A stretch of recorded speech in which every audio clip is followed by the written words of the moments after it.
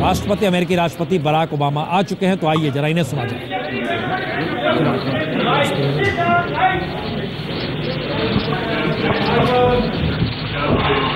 Ladies and gentlemen, friends from the media, I welcome you to this media interaction. We will begin with opening remarks by the two leaders, following which they have consented to respond to one question each. I now request the Prime Minister of India to make his opening remarks. Mr. President and members of the media, it is a great pleasure and privilege to welcome back President Obama and the First Lady in India. में स्वागत करना। Mr. President, राष्ट्रपति महोदय, we are honored, हम सम्मानित हैं, गर्वान्वित हैं कि आपने हमारे न्योते को कबूल किया। हमारे 26 जनवरी के गणतंत्र दिवस समारोह में बतौर मेहमान आने का न्योता स्वीकारा। हमें मालूम है कि आप कितने व्यस्त हैं। ये खास है क्योंकि आज के दिन हम उन मूल्यों का समारोह मनाते हैं जो दुनिया के दो सबसे बड़े लोकतंत्र एक साथ सोचते हैं, रखते हैं, साझा रखते हैं। आप पहले राष्ट्रपति हैं जिन्होंने भारत का दूसरी बार दौरा किया है अपने कार्यकाल में। ये बताता है कि भारत और अमेरिका के रिश्ते में कितना बदलाव आया है। ये बताता है कि ये इस साझा कार्यक्रम में, इस साझेदारी में हम दोनों कितने ज़्यादा गंभीर हैं। ये बताता है कि हमारे दो देश इस पूरे एक दूसरे को, एक जिम्मेदारी को समझने में और वैश्विक साझेदारी को समझने में कितने ज़्यादा उत्सुक हैं।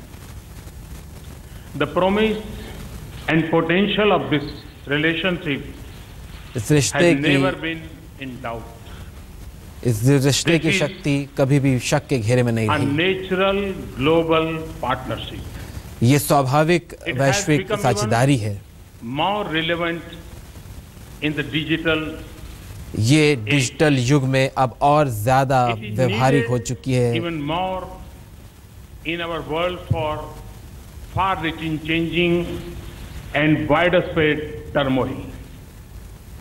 The success of this partnership इस रिश्ते की सफलता, हमारी तरक्की, advancing peace, stability and prosperity, स्थिरता और संपन्नता दुनिया में बढ़ेगी, उसके साथ ही इस रिश्ते की मजबूती बढ़ेगी।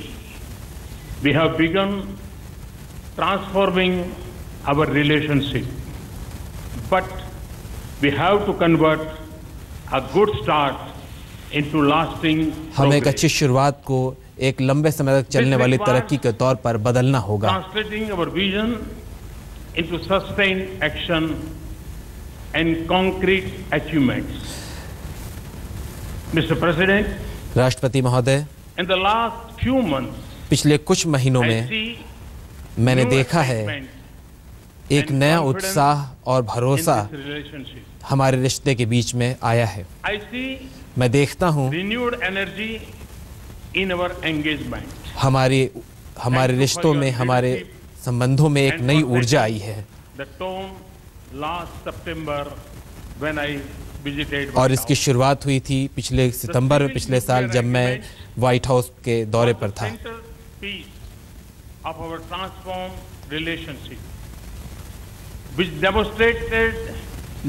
हमने दिखाया, नया भरोसा पैदा किया आपसी रिश्तों में, आर्थिक मौकों को हमने नए रिश्ते बदलने में मजबूती से पेश किया। साथ ही साथ 4 months we have worked with a sense of purpose to move it forward. पिछले 4 महीनों में हम आगे बढ़ने के देखते हुए और ज्यादा संगठित हुए हैं। We signed our bilateral agreement. We are moving towards commercial cooperation. अगले कुछ सालों में हम अपने आर्थिक समझौतों को और मजबूती से देखते हैं। हमारी अंतर्राष्ट्रीय टेक्निकल एंड कॉमर्शियल जिम्मेदारियों को हम और मजबूती से बढ़ने की तरफ देखते हैं। राष्ट्रपति ओबामा ने मुझे भरोसा दिलाया है भारत अंतर्राष्ट्रीय एक्सपोर्ट कंट्रोल समिति में, भारत के 4 सदस्यीय कमेटी में भारत को सीट दिलाने के बारे में राष्ट्रपति ओबामा ने मुझे भरोसा दिलाया है। साथ ही रक्षा समझौते में हमें और ऊंचे स्तर पर ले जाने का भी हमें भरोसा दिलाया है। साथ में उत्पादन और साथ में नए तरीके की तकनीक पर काम करने के लिए भी हम एक साथ आगे बढ़े हैं। घरेलू रक्षा उद्योग और मैन्युफैक्चरिंग उद्योग के लिए भी अमेरिकी मदद का भरोसा राष्ट्रपति ने हमें दिलाया है। We have renewed our defense framework agreement. We will deepen our cooperation on maritime security. समुद्री समझौते भी हम समुद्री सुरक्षा पर भी हमने सुरक्षा को आगे बढ़ाते हुए समझौते की तरफ बढ़े हैं। On a new character, even as existing challenges persist. We agreed that we need a comprehensive global strategy and approach to combat with it. अंतर्राष्ट्रीय सामरिक तौर पर एक साथ आने की बात हमने आपस में की।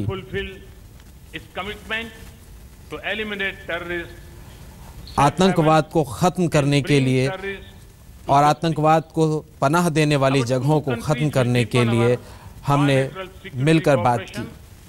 Against terrorist groups, and we will further enhance our counter-terrorism capabilities. हम एक साथ मिलकर आतंकवाद निरोधी कार्यक्रम को बढ़ाएंगे। President Obama and I agree that राष्ट्रपति ओबामा और मैं दोनों देशों के बीच आर्थिक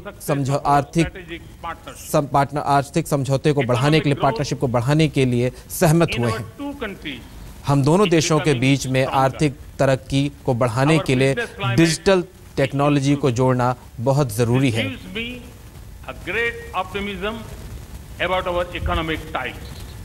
हमारे आर्थिक गतिविधियों के बीच में आ रहा ये समझौता बताता है कि हम एक साथ मिलकर के कई तरह से ऐसे कार्यप्रणाली विकसित कर रहे हैं जिससे बिजनेस, व्यापार, ट्रेड सभी में फायदा पहुंचेगा। We will also restart discussions on social security agreement that is so important.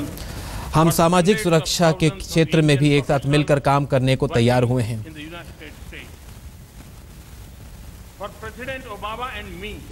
राष्ट्रपति ओबामा और मेरे लिए स्वच्छ और दोबारा इस्तेमाल में की जा सकने वाली ऊर्जा सबसे बड़ी जरूरत है, सबसे बड़ी प्रायोरिटी है।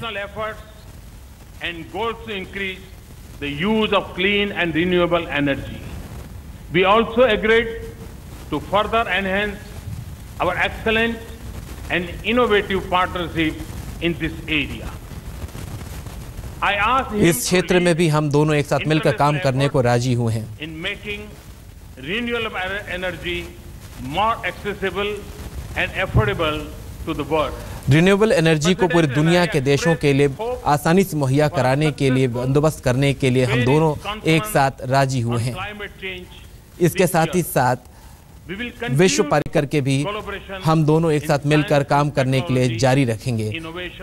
साथ ही साथ विज्ञान, कृषि, स्वास्थ्य, शिक्षा और अन्य क्षेत्रों के लिए हम मिलकर काम करेंगे, क्योंकि ये दोनों ही वो मुख्य मुद्दा, वो केंद्रीय मुद्दा है जिससे इन दोनों देशों की तरक्की जुड़ी हुई है। साथ ही साथ दुनिया की तरक्की भी इसी में जुड़ी हुई है।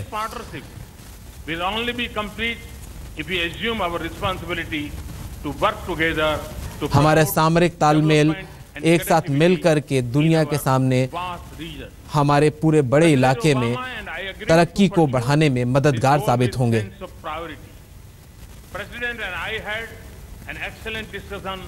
राष्ट्रपति और मेरे बीच में बेहतरीन बातचीत हुई। एक सारगर्भित बातचीत अंतर्राष्ट्रीय रिश्तों को लेकर हुई है।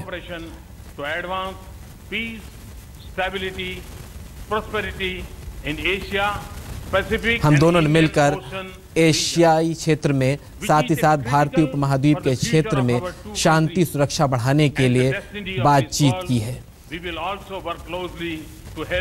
हम दुनिया के भविष्य को लेकर के, साथ ही साथ अफगानिस्तान से लेकर के इन तमाम मुद्दों पर हमने बातचीत की है। हमारे रिश्ते ने एक नई ऊंचाई छुई है।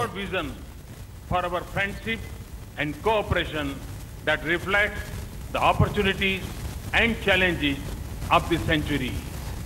As Lord Buddha said, भगवान बुद्ध ने कहा था, and companions are the whole of the holy life. We have decided to give this critical partnership a new thrust and हमने तय किया है कि इस रिश्ते को हम एक नए वादे के साथ और मजबूती प्रदान करेंगे।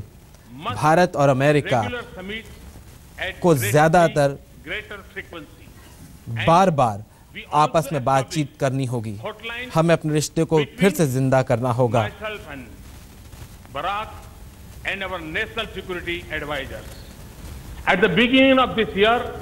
राष्ट्रीय सुरक्षा सलाहकार के स्तर पर दोनों देशों के बीच बातचीत होती रहेगी।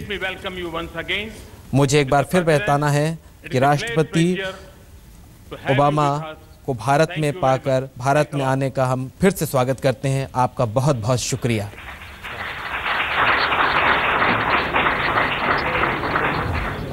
Namaste. Thank you, Prime Minister Modi, for those very generous words. प्रधानमंत्री मोदी का बहुत बहुत शुक्रिया इतने शानदार शब्दों के लिए। For the incredible hospitality that has been shown to me and Michelle. We are thrilled to be back in India. Bharat में वापस आकर बहुत अच्छा लग रहा है। नमस्कार। Mr. Prime Minister, thank you for the invitation to join the people of India. प्रधानमंत्री जी, आपका बहुत बहुत शुक्रिया 26 जनवरी के समारोह में मुझे बुलाने का। मैं पहला अमेरिकी राष्ट्रपति हूं जिसे 26 जनवरी को मैं बुलाया गया और पहली बार ऐसा अमेरिकी राष्ट्रपति हूं जिसे दूसरी बार भारत आने का मौका मिला है। ये मौका है भारत के साथ अपने संबंधों को और गहरा बनाने का।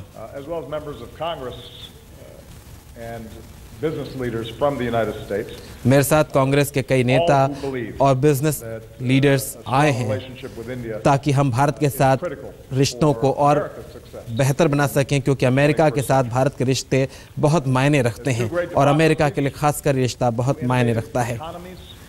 हम दोनों उभरती हुई बड़ी इकोनॉमी हैं।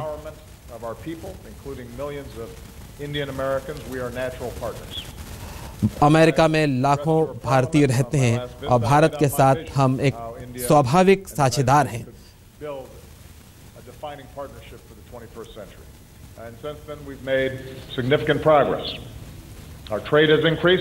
हमारा व्यापार बढ़ चुका है, हमारे रक्षा अभ्यास बढ़े हैं, परमाणु समझौते से लेकर करके कई क्षेत्रों में हम आपस में आगे बढ़े हैं।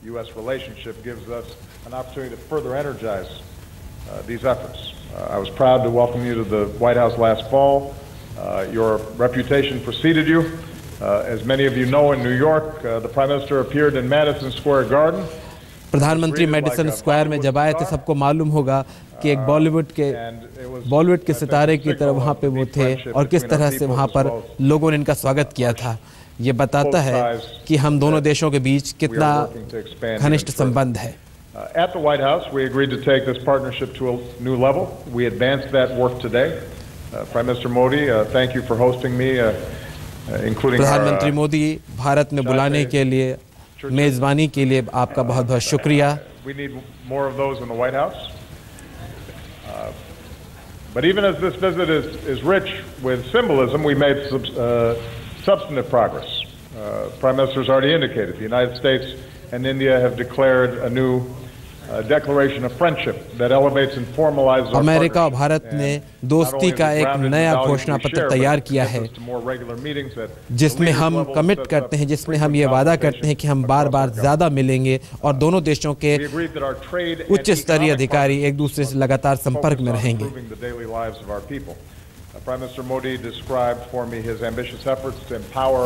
प्रधानमंत्री मोदी ने मुझे अपनी योजनाओं के बारे में बताया, भारतीय जनता के बारे में वो किस तरह सोचते हैं, तरक्की के रास्ते के बारे में उन्होंने मुझे ब्यौरा दिया।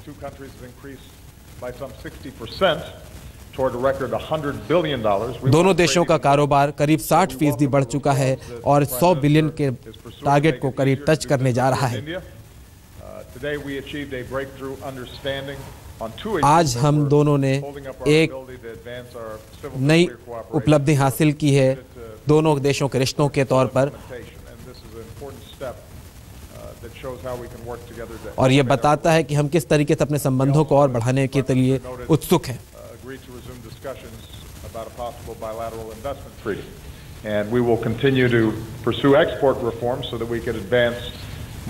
हम भारत के आर्थिक सुधारों में सहयोग जारी रखेंगे।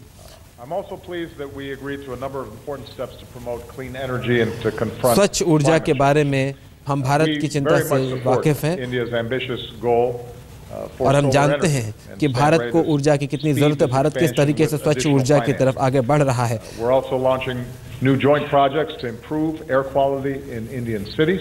हम भारत में भारतीय शहरों में स्वच्छ हवा को साफ करने के लिए जो प्रोजेक्ट बन रहा है उसमें मदद करने को तैयार हैं और हम मिलकर जल्द ही एक प्रोजेक्ट भी लॉन्च करेंगे।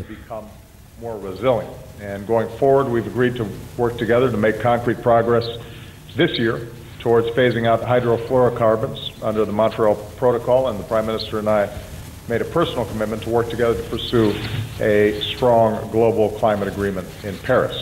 As I indicated to him, I think India's voice is very important. Bharat की आवाज अंतर्राष्ट्रीय स्तर पर बहुत जरूरी है, खासकर ऊर्जा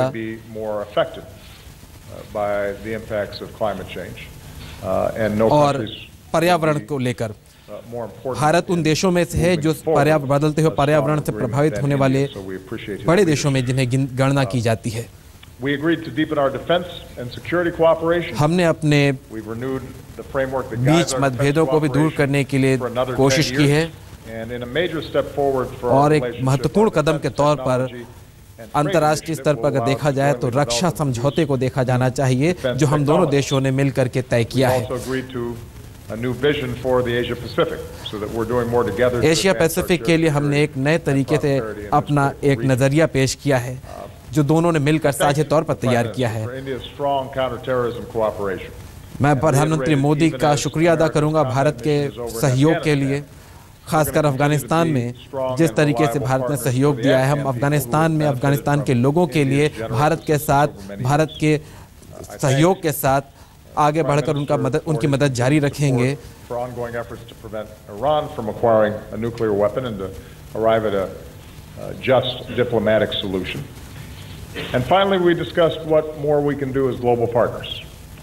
आखिरकार हमने सोचा कि हम अंतर्राष्ट्रीय स्तर पर एक अंतर्राष्ट्रीय दोस्त की तरह, अंतर्राष्ट्रीय पार्टनर की तरह क्या कर सकते हैं, खासकर यूनाइटेड नेशंस के सिक्योरिटी यानी रक्षा सिक्योरिटी काउंसिल में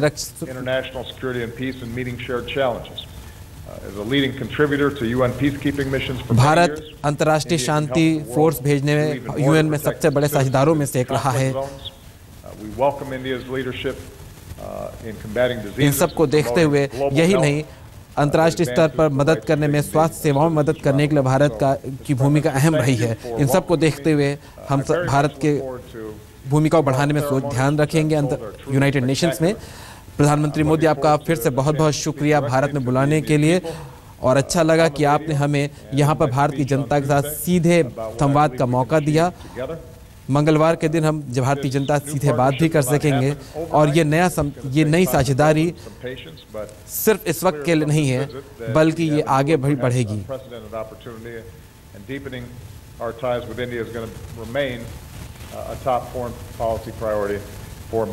अमेरिका की नीतियों के लिए भारत के साथ रिश्ता टॉप प्रायोरिटी यानी अहम अहमियत रखेगा सबसे ज़्यादा। आपका बहुत बहुत शुक्रिया।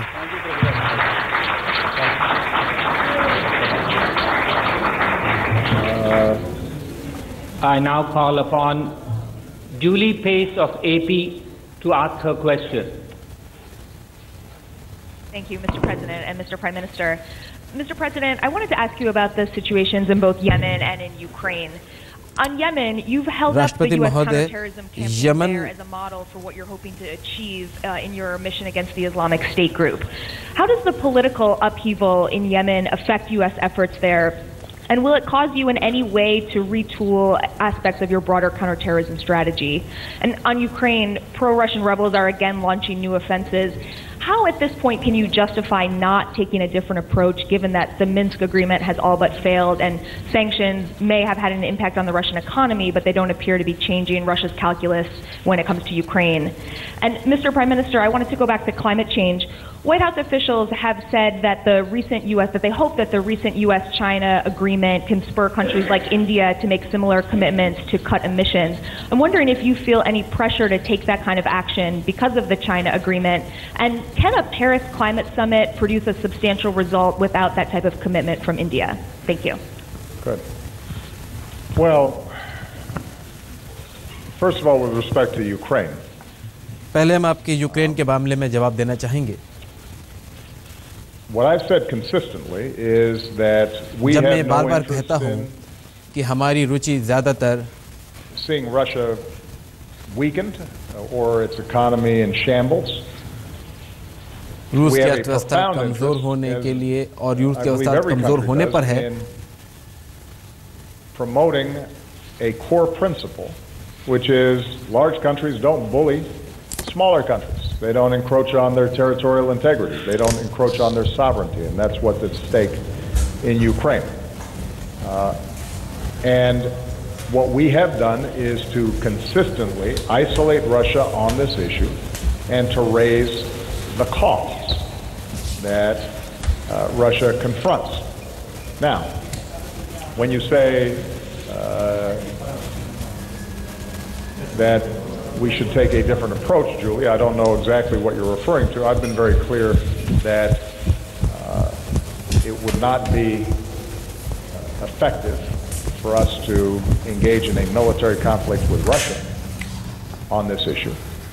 But what we can do Yemen के मुद्दे पर हम रूस के साथ किसी भी तरीके से सामरिक टकराव की स्थिति में नहीं आना चाहते हैं। That involves a combination of the economic pressure that's been brought to bear in sanctions, the diplomatic isolation that has been brought to bear against प्रतिबंध से लेकर के राजनीतिक तौर पर प्रतिबंध लगाने से लेकर के अंतर्राष्ट्रीय प्रतिबंध तक की बात हमने सोची है। ये सामरिक तौर पर हम दोनों देशों के बीच में होने वाले किसी भी टकराव की स्थिति से हमें बचाता है। यूक्रेन को जहां तक मदद की बात है, अमेरिका अपना सहयोग दे रहा है। have been taking place between NATO and Ukraine for quite some time. NATO forces के साथ भी हमने यूक्रेन के मुद्दे पर बात की है। सैन्य अभ्यास से लेकर के तमाम मुद्दों पर विचार जारी है। With Russian backing, Russian equipment, Russian financing, रूस के सहयोग, रूस के पैसे से, रूस के सेना की मदद से यूक्रेन में विद्रोहियों को जिस तरीके से मदद मिल रही है, और ये मुद्दा हम रूस पर उठाते रहे हैं, रूस पर दबाव बनाते रहे हैं।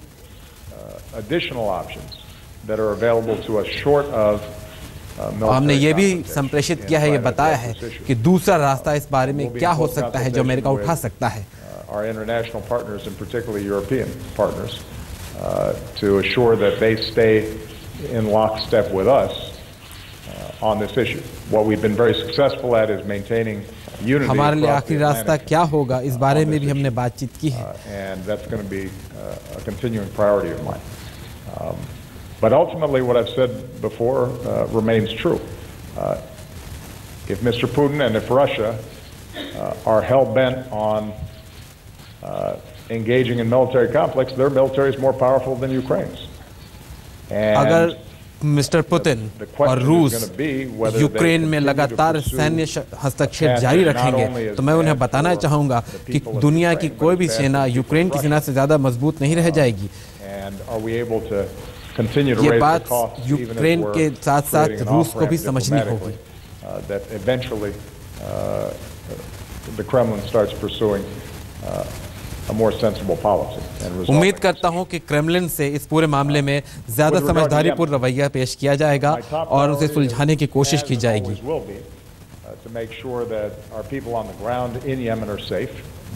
हमारी पहली प्राथमिकता है कि यमन में जो मौजूद हमारे लोग हैं वो सुरक्षित रहें।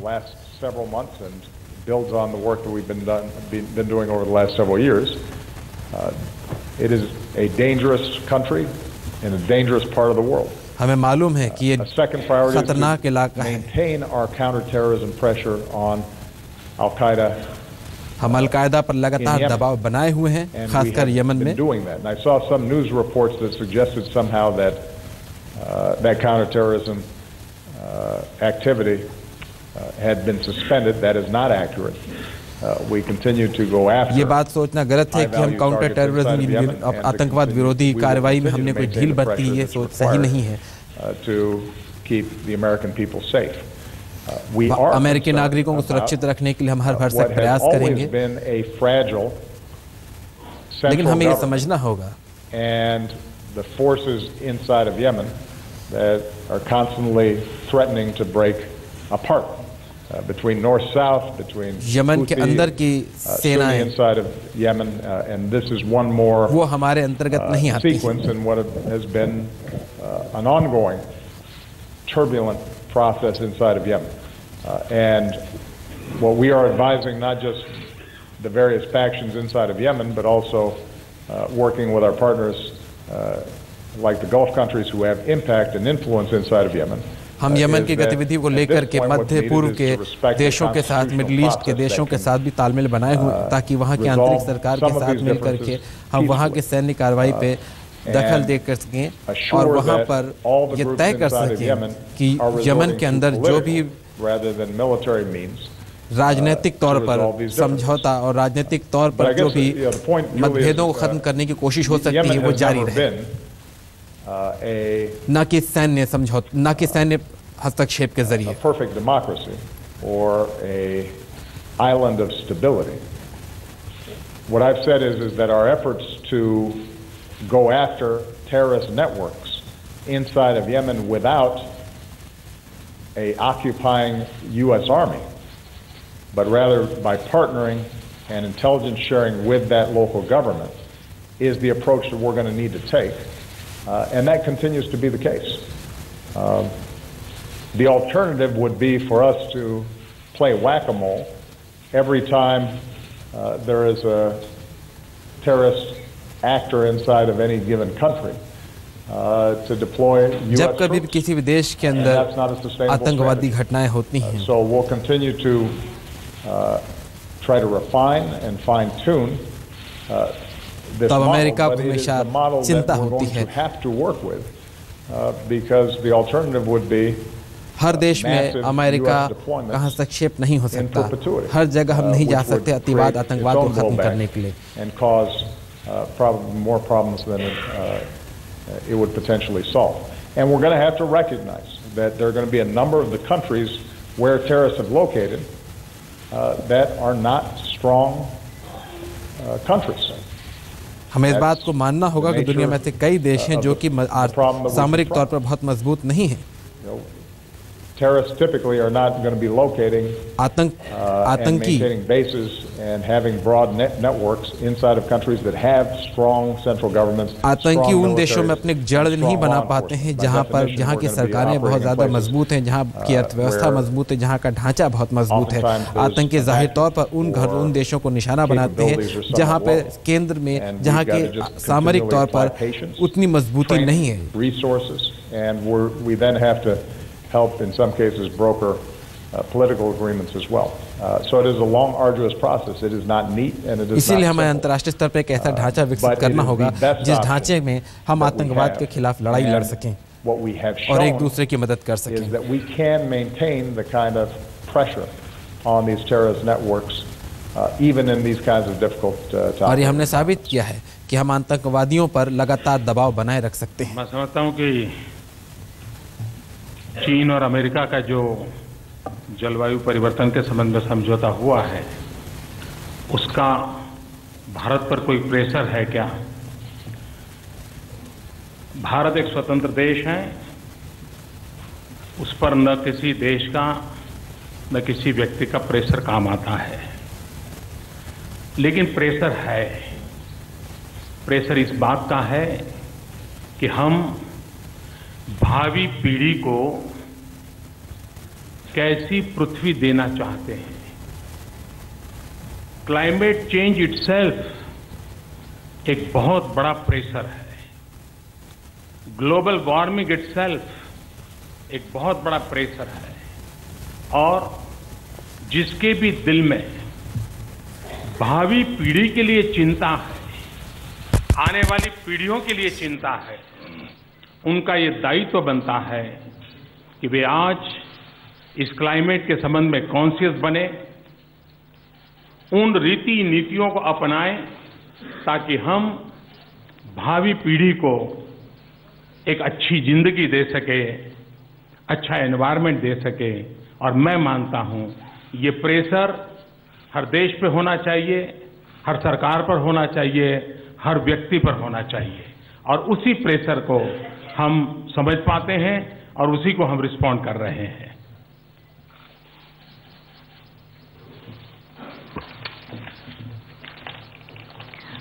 It's my feeling that the agreement that has been concluded between the United States and China does not impose any pressure on us. India is an independent country, and there is no pressure on us from any country or any person. But there is pressure. When we think about the future generations and what kind of a world we are going to give them, then there is pressure. Climate change itself is a huge pressure. Global warming is a huge pressure. And all those who think about a better life and a better world for the future generations, those who are concerned about this, then it is their duty and their conscience. They would want to give a better lifestyle to the future generations, a good life and a good environment. There is pressure for all those people. There is pressure on all countries, on all governments, and on all peoples. Thank you. Last question, Ashish Singh, ABP News. Thank you, Akbar sir. Good evening to both Honorable Prime Minister and President Barack Obama. My question is for Prime Minister Narendra Modi, but let me first congratulate both of you for taking the relationship forward, more specifically on nuclear deal issue, जैसा प्रधानमंत्री जी आपने बताया. प्रधानमंत्री जी, आज हमने दिलचस्प तस्वीरें देखी आपकी प्रेसिडेंट ओबामा के साथ, अलग से ठीक उस तरह जिस तरह से वॉशिंगटन में हमने देखा था. मैं उस यात्रा के दौरान आपके वहां पर था. प्रेसिडेंट ओबामा आपके साथ आए थे, आप कुछ देर टहले, एक दूसरे के साथ बातचीत की, बेहतर तरीके से समझा. आज फिर हमने वो तस्वीरें देखी. इससे पहले सुबह आपने राष्ट्रपति को रिसीव किया एयरपोर्ट पर. ये खास मित्रता क्या है आप दोनों की? और आज जब आप दोनों मिले प्रधानमंत्री जी, तो किन बिंदुओं पर बात हुई, कौन सी बातें आप हमारे साथ शेयर कर सकते हैं? Thank you. जहां तक बातों का सवाल है, पर्दे में रहने दें. और हम बार बार इस प्रकार से क्यों मिलते हैं, ये सवाल बड़ा महत्वपूर्ण है. मैं इस क्षेत्र में नया हूं, लेकिन भी इस अल्प समय के अनुभव से मैं कह सकता हूं कि दो देशों के साथ रिश्ते कागज पर कहां फुल स्टॉप है, कहां कॉमा है, उसके आधार पर निर्धारित कम होते हैं. लीडरों के बीच खुलापन कितना है, एक दूसरे को जानने के अवसर कितने हैं, केमिस्ट्री कैसे मैच करती है, वो बहुत ज्यादा निर्भर करता है. और जब कैमरे से दूर अकेले में गप मारते हैं तो हम एक दूसरे को बड़ी निकटता से जान सकते हैं. मेरी और बराक के बीच में वो दोस्ती बन गई है. उस खुलेपन के कारण हम आराम से फोन पे बात कर लेते हैं, हम आराम से गप मार लेते हैं, हंसी मजाक कर लेते हैं. इस केमिस्ट्री ने मुझको और बराक को तो निकट लाया ही है, वॉशिंगटन और दिल्ली को भी निकट लाया है, लेकिन अमेरिका की जनता और हिंदुस्तान की जनता को भी निकट लाया है। और ये पर्सनल केमिस्ट्री है, मैं समझता हूं ये बहुत मैटर करती है और ये पनपनी चाहिए, ऐसे ही अवसर पर पनपती है।